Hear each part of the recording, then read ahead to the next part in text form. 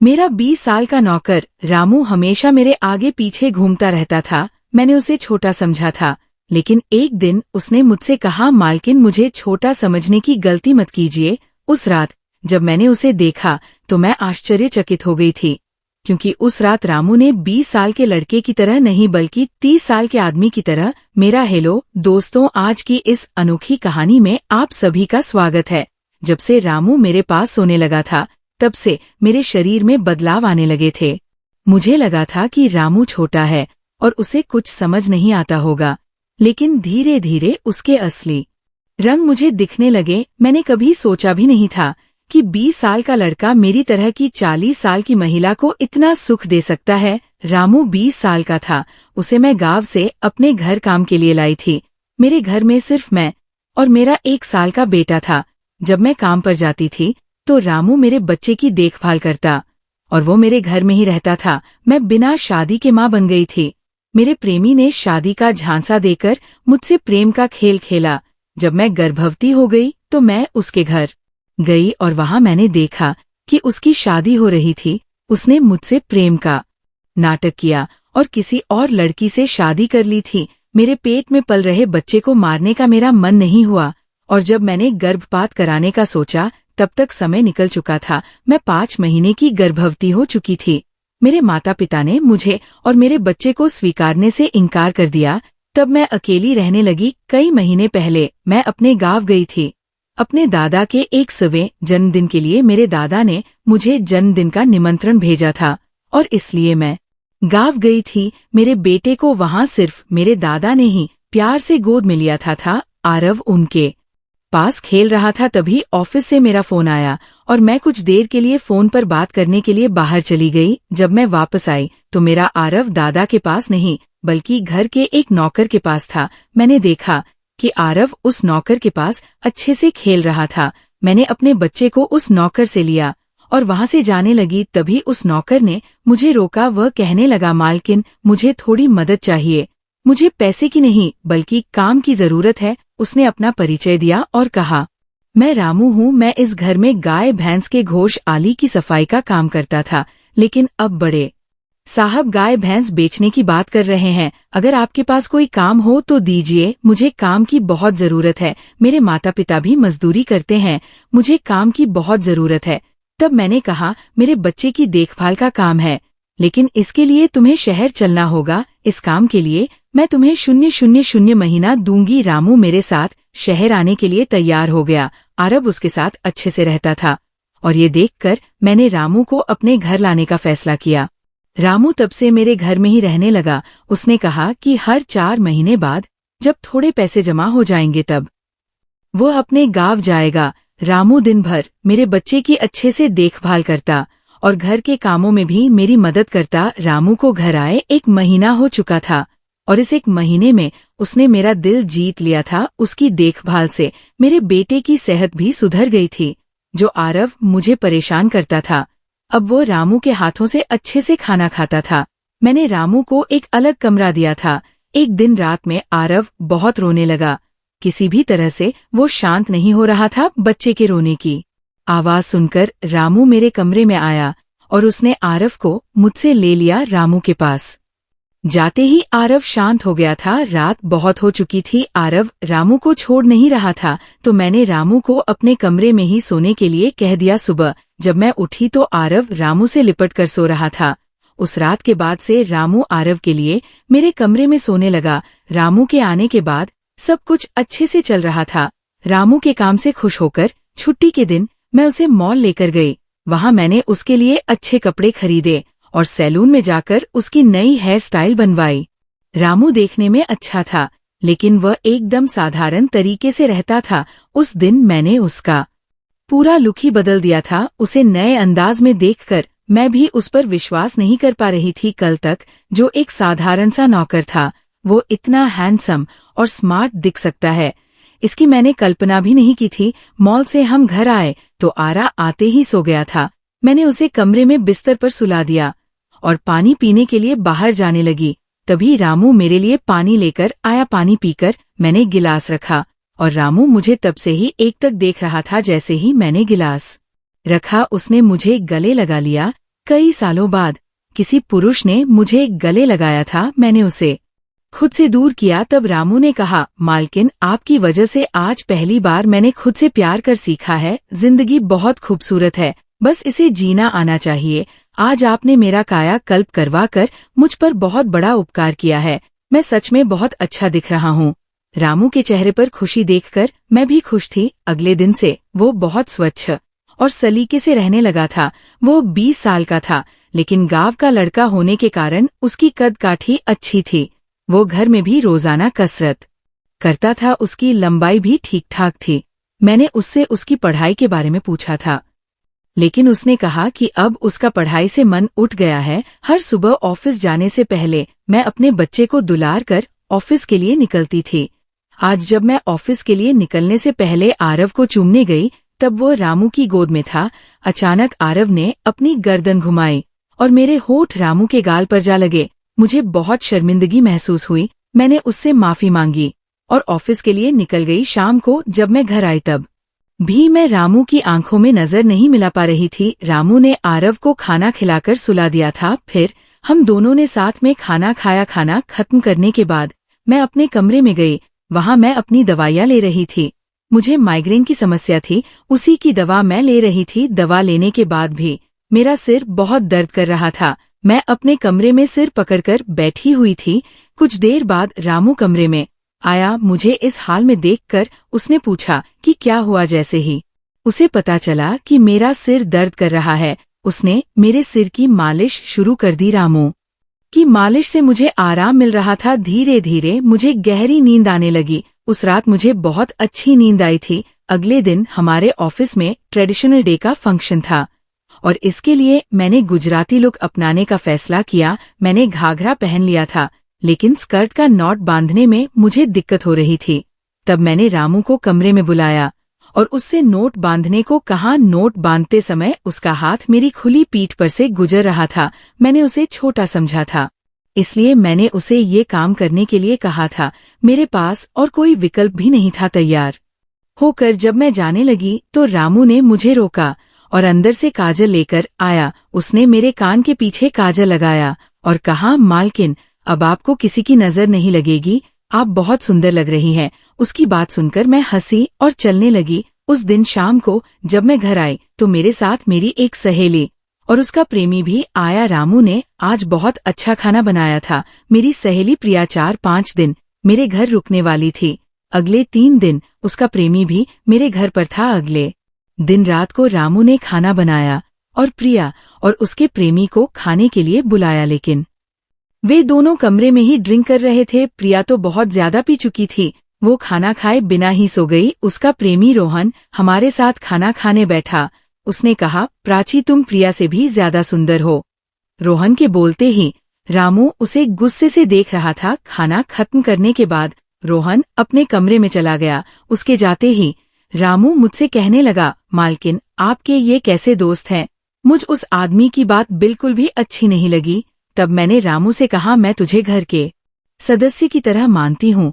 इसका ये मतलब नहीं कि तू मेरे मेहमानों से कुछ भी कहे। तेरा काम है आए हुए मेहमानों की सेवा करना, इसलिए तू सिर्फ वही कर, बाकी मुझे कुछ सिखाने की जरूरत नहीं। रामू को डांट कर मैं अपने कमरे में चली गई। मैंने उसे डांट दिया था, फिर भी वह मेरे लिए पानी लेकर आया। तब मैंने अपनी दवा ली और पानी पीकर सो गई। आज रामू मेरे कमरे में सोने नहीं आया था, ऐसा मुझे लगा, लेकिन सुबह जब मेरी आँख खुली तो मैंने उसे अपने बगल में पाया। सुबह मेरी आँख खुली तो मेरे सामने प्रिया थी। वह बहुत गुस्से में लग रही थी। रामू को मेरे सामने लाया गया। उसके हाथ में प्रिया की ओढ़नी बंधी हुई थी। प्रिया ने कहा, तुम्हारे इस देहाती नौकर ने मेरे प्रेमी का हाथ तोड़ दिया है। रामू बस सिर हिलाता रहा और बोला, मालकिन, मैंने कुछ भी नहीं किया। रात को रोहन साहब नशे में थे, तभी उनका संतुलन बिगड़ गया होगा और वे गिर गए होंगे। रामू भला रोहन साहब पर हाथ क्यों उठाएगा? प्रिया अब भी नशे में लग रही थी, ऐसा मुझे लगा। रामू ने मेरे लिए उन दोनों से माफी मांगी। प्रिया और रोहन तभी वहां से चले गए। रामू मुझसे भी माफी मांगने लगा। मुझे पता था कि उसने कुछ नहीं किया था। आज मैंने छुट्टी ली थी क्योंकि कई दिनों से मैं बहुत व्यस्त थी। आज सोचा कि खुद के लिए थोड़ा समय निकालूं। नाश्ता करने के बाद मैं फिर से 1 घंटे के लिए सो गई। आरव भी मेरे साथ सो गया था। उठने के बाद मुझे 1 कप चाय की जरूरत महसूस हुई। मैं रामू को चाय बनाने के लिए पुकार रही थी, लेकिन उसकी तरफ से कोई जवाब नहीं आ रहा था। उसे ढूंढते ढूंढते मैं उसके कमरे में गई। वहां जाकर देखा कि रामू अभी अभी नहाकर बाथरूम से बाहर आया था। उसने शर्ट नहीं पहनी थी। मैंने पहली बार उसे इस तरह देखा। रामू का शरीर बेहद मजबूत था। उसका शरीर किसी योद्धा की तरह दिख रहा था।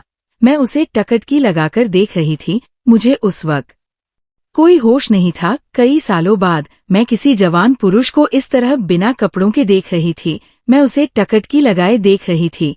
तभी रामू ने मुझे आवाज दी। वह मेरे सामने शर्ट पहनकर खड़ा था। फिर भी मैं अपनी सुध बुद्ध खोए उसे देख रही थी। उसने मेरी आंखों के सामने छुटकी बजाई। तब मैं होश में आई और उससे कहा कि मेरे लिए चाय बना दे। आज घर में ही थोड़ा खुद का स्किन केयर करने का सोचा, इसलिए दोपहर के समय में अपने कमरे में अपना पार्लर चलाने लगी। उस समय मैंने शॉर्ट्स और गाउन पहन रखा था और मैं अपने पैरों का वैक्सिंग कर रही थी। वैक्सिंग करते समय गलती से मैंने थोड़ा ज्यादा गर्म वैक्स अपने पैर पर लगा लिया, जिससे जलन हुई और मेरे मुंह से तेज आवाज निकल गई। मेरी आवाज सुनकर रामू दौड़ता हुआ मेरे कमरे में आया। उसने मेरे जले हुए पैर को देखा। उसने मेरे पैर से गर्म वैक्स हटाया और वहां क्रीम लगा दी। उसके हाथ बार बार मेरे पैर पर अनजाने में फिर रहे थे और उस वक्त मेरे मन में जो भावनाएं उत्पन्न हो रही थी उन्हें व्यक्त करना मेरे लिए मुश्किल हो रहा था। रामू की नजर मुझ पर पड़ते ही मैं दर्द से करा उठी। मुझे इस हालत में देखकर उसने कहा, भाई साहब अब आप बस आराम से लेट जाइए। आपको जो भी करना है मुझे बताइए, मैं आपकी मदद कर दूंगा। मैंने उसे मेरे दूसरे पैर का वैक्सिंग करने को कहा। रामू ने जैसा मैंने बताया वैसा ही किया। उसने मेरे चेहरे की मसाज भी कर दी। उसके स्पर्श से मुझे बहुत आराम मिला। आज का छुट्टी का दिन मेरे लिए आरामदायक बीता। रामू में हर गुण भरा हुआ था। वह किसी भी काम में पीछे नहीं था। आज रात मैंने उसे मेरे कमरे में सोने के लिए मना कर दिया। दिन भर मैं घर में नहीं होती। कम से कम रात को तो मुझे मेरे बच्चे के साथ अकेले समय बिताना चाहिए। हर बार रामू का आना मुझे पसंद नहीं था, इसलिए मैंने उसे कमरे में सोने के लिए मना कर दिया। इस तरह दिन बीतने लगे। कुछ दिनों तक रामू के बिना आज रात को सो नहीं पाता था, लेकिन धीरे धीरे उसने रोना बंद कर दिया। मुझे अपने अंदर कुछ बदलाव महसूस होने लगे थे। सुबह उठते ही मेरा शरीर बहुत दुखने लगता था। अचानक ये सब क्यों हो रहा है समझ नहीं आ रहा था। कुछ दिनों में मेरी शारीरिक पीड़ा इतनी बढ़ गई कि मुझे बिस्तर से उठने की भी इच्छा नहीं होती थी। तब मैंने ऑफिस से 1 हफ्ते की छुट्टी ले ली। कुछ दिनों आराम किया, शायद थोड़ा ठीक हो जाऊं। अब पूरा वक्त आरव रामू के साथ रहता था। जब उसे भूख लगती तो वो बीच बीच में मेरे पास आ जाता। आज मैं अपनी कमर पकड़कर बैठी थी। रात को रामू पानी लेकर मेरे कमरे में आया। मेरी कमर पर हाथ देखकर उसने समझ लिया कि मुझे बहुत तकलीफ हो रही है। रामू ने कहा, भाई साहब अगर आपको कोई आपत्ति ना हो तो मैं आपकी कमर की मालिश कर देता हूँ। मेरी कमर इतनी दुख रही थी कि मैंने उसकी मालिश के लिए हाँ कर दी, लेकिन उससे पहले मैंने अपने कमरे की लाइट बंद कर दी। छोटे 0 बल्ब की रोशनी में मेरी कमर उसे नहीं दिखेगी, इसलिए मैंने कमरे की बड़ी लाइट बंद करके 0 बल्ब जला दिया। वह जब मालिश कर रहा था मुझे बहुत आराम मिल रहा था। मालिश करने से मेरी पीड़ा जैसे झट से गायब हो गई थी। मालिश करते समय रामू ने मुझसे पूछा, भाई साहब आपको आरव के पिता की कभी याद नहीं आती? आप इतनी सुंदर और जवान होकर भी अभी तक अकेली क्यों है? उसके सवाल का मेरे पास कोई सही उत्तर नहीं था। मैंने उससे कहा कि शायद तुम्हारे सवाल का उत्तर मेरे पास नहीं है। उस सवाल पर वही विराम लग गया। रामू की मालिश से मुझे अच्छी नींद आ गई थी। अगले 2 दिन बाद वह तारीख थी जब मैंने अपने प्रेमी से मुलाकात की थी। आखिर वो दिन आ ही गया। उस दिन मैंने दिन भर अपने मन को किसी न किसी काम में व्यस्त रखने की कोशिश की, लेकिन रात के अंधेरे में मुझे अपने प्रेमी की बहुत याद आ रही थी। आज वो मेरे साथ नहीं था, लेकिन वह मेरे बच्चे का पिता था। आरव को देखकर मुझे रोज उसकी याद आती थी और आज मैं अपनी भावनाओं को छुपा नहीं पाई। मैं अपने कमरे में जोर जोर से रोने लगी। आरव पास में सो रहा था, इसका भी मुझे ध्यान नहीं रहा। मैंने आज अपनी दवाइयां भी नहीं ली थी। रामू पानी लेकर मेरे कमरे में आया। मुझे रोते हुए देखकर उसने ने मुझे पानी पिलाया। जब मैं शांत हुई तो उसने मुझे दवाइयाँ दी। मेरे रोने की आवाज से आरव हल्का हिलने लगा, वो जाग ना जाए इसलिए। रामू मुझे अपने कमरे में ले गया। वहां जाकर मैंने उसे कसकर गले लगा लिया। ऐसा लग रहा था कि मैंने अपना होश खो दिया था। मेरा रोने का कारण सुनकर रामू भी शांत हो गया था। वह लगातार मेरे आंसू पोंछ रहा था। रोते रोते मैंने उसका कंधा पकड़ लिया। धीरे धीरे मैंने उसे और करीब खींच लिया। मैंने उससे कहा, रामू आज की रात मैं तुम्हारे साथ बिताना चाहती हूँ। तब रामू ने कहा, भाई साहब मैं अभी छोटा हूँ, मुझे कुछ भी नहीं आएगा। उसकी बात सुनकर मैंने उसे और पास खींच लिया। उस रात मैं उसके कमरे में थी, लेकिन सुबह जब मैं उठी तो वह मेरे पास नहीं था। उसकी शर्ट वही पड़ी हुई थी। जब मैं बाहर गई तो मैंने देखा कि रामू मेरे बच्चे को दूध और बिस्किट खिला रहा था। मुझे आरव का ख्याल नहीं आया था, लेकिन रामू ने नहीं भुलाया। उसने हम दोनों माँ बेटे को खुश कर दिया था। रात की थकान के बाद मैं सुबह देर से उठी थी। दिन भर रामू ने मुझसे नजरें नहीं मिलाई। आज प्रिया मुझसे मिलने घर आई थी।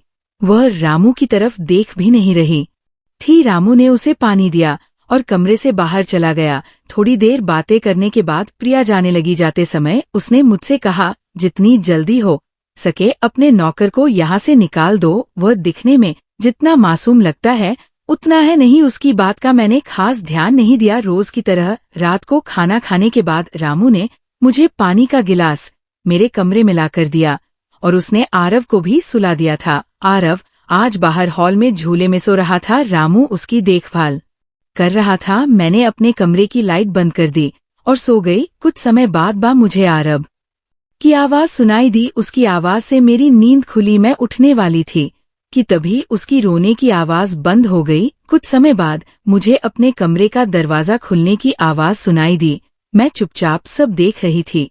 रामू मेरे कमरे में आया था। उसने मेरे पास आकर ये देखने की कोशिश की कि मैं सो रही हूँ या नहीं, और फिर उसने मेरा मोबाइल उठाया। उसकी वो खोजबीन देखकर मैंने जल्दी से कमरे की लाइट ऑन कर दी। मुझे जागता हुआ देखकर वो चौंक गया। मैंने उसके हाथ से अपना मोबाइल छीन लिया। मैंने उससे कहा, रामू ये सब क्या चल रहा है? तुम इस वक्त यहाँ क्या कर रहे हो? वो कुछ नहीं कहकर वहां से जाने लगा, लेकिन मैंने उसे इतनी आसानी से छोड़ने का इरादा नहीं किया था। मैंने उसे उसका वीडियो दिखाया जिसमें वह प्रिया के बॉयफ्रेंड पर हाथ उठा रहा था। उस दिन रोहन के मोबाइल का कैमरा गलती से चालू रह गया था और उसमें उनकी हाथापाई रिकॉर्ड हो गई थी। सुबह जब प्रिया मुझसे मिलने आई थी तब उसने मुझे वो वीडियो दिखाया था और तब से मैं रामू पर नजर रख रही थी। रामू तुमने झूठ क्यों बोला? तुमने रोहन पर हाथ क्यों उठाया? तब उसने कहा, जो भी आप पर बुरी नजर डालेगा उसके साथ मैं यही करूंगा। मालकिन उस रात जब रोहन नशे में था वह आपके कमरे में आया था। वो आपके साथ कुछ गलत करने की कोशिश कर रहा था और इसलिए मैंने उस पर हाथ उठाया। रामू की बात सुनकर मैंने कहा, ठीक है मैं तुम्हारी बात मानती हूँ, लेकिन तुम मुझे नींद की दवा क्यों दे रहे थे? आज मैंने तुम्हें मेरे पानी में दवा मिलाते हुए देखा है। तुम्हारी नजर मुझ पर थी और तुम जो चाहते थे वह मैंने तुम्हें दे दिया है। अब अपना हिसाब करो और गाँव निकलो। मेरी बात सुनकर रामू बोला, मालकिन आप जैसा सोच रही हैं वैसा कुछ भी नहीं हुआ है। कल रात मैंने आपके साथ कुछ भी गलत नहीं किया। मैंने आपके पानी में नींद की दवा मिलाई थी जिससे आप मेरे पास आते ही सो गई थी और मुझे आपके साथ कुछ भी गलत नहीं करना था। कुछ दिन पहले मैंने आपको रात में फोन पर बात करते हुए देखा था। मैंने आपकी बातें सुनी थी। आप फिर से अपने उस प्रेमी से मिलने की तैयारी कर रही थी। आपकी मुलाकात आपके ही घर में तय हुई थी। मुझे ये सब पता था। आप उससे ना मिले इसलिए मैं आपको रात में नींद की दवा दे रहा था। वह व्यक्ति अब भी आपको धोखा दे रहा है। वह आपसे झूठ बोल रहा है। वो आपके बच्चे को आपसे छीनने के लिए आपके करीब आ रहा है। उसकी पत्नी को बच्चा नहीं हो सकता इसलिए वो आपके पास आ रहा है। उसने अपनी पत्नी को तलाक नहीं दिया है। वो आपसे झूठ बोल रहा है। रामू तुम हो कौन? तुम्हें ये सारी जानकारी कैसे मिली? तब उसने कहा, आपके बाबा साहिब ने मुझे आपका फोटो दिखाया था। मुझे आप पहली नजर में ही अच्छी लगी थी, लेकिन बाबा साहिब ने ये भी कहा था कि आप शादी के खिलाफ है। तब मैंने उनके साथ मिलकर ये प्लान बनाया। आपके दिल में अपनी जगह बनाने के लिए मैं यहाँ आया था। लेकिन यहाँ आने के बाद मैंने देखा कि बहुत से लोग आप पर बुरी नजर रखते हैं। इसलिए मैंने आपकी सुरक्षा करनी शुरू कर दी। रामू 20 साल का नहीं था, मेरा पहला शक सही निकला। वो 30 साल का था और एक अच्छी नौकरी पर था। उसने मेरे प्यार के लिए इतनी मेहनत की थी। रामू ने मेरे प्रेमी के बारे में जो भी कहा था वो सब सच था। रामू ने मेरे प्रेमी की सारी जानकारी सही निकाली थी। रामू जैसा ईमानदार पति और मेरे बच्चे का पिता मिलना मेरे लिए बहुत बड़ी बात थी। मैं अपने प्रेमी के धोखे के जाल में फंसने से बच गई थी। आज मैं विक्रांत उर्फ रामू के साथ बहुत खुश हूँ। वह मुझसे और मेरे बच्चे से बहुत प्यार करता है। मेरे बाबा साहिब की वजह से आज मेरा परिवार शुरू हुआ।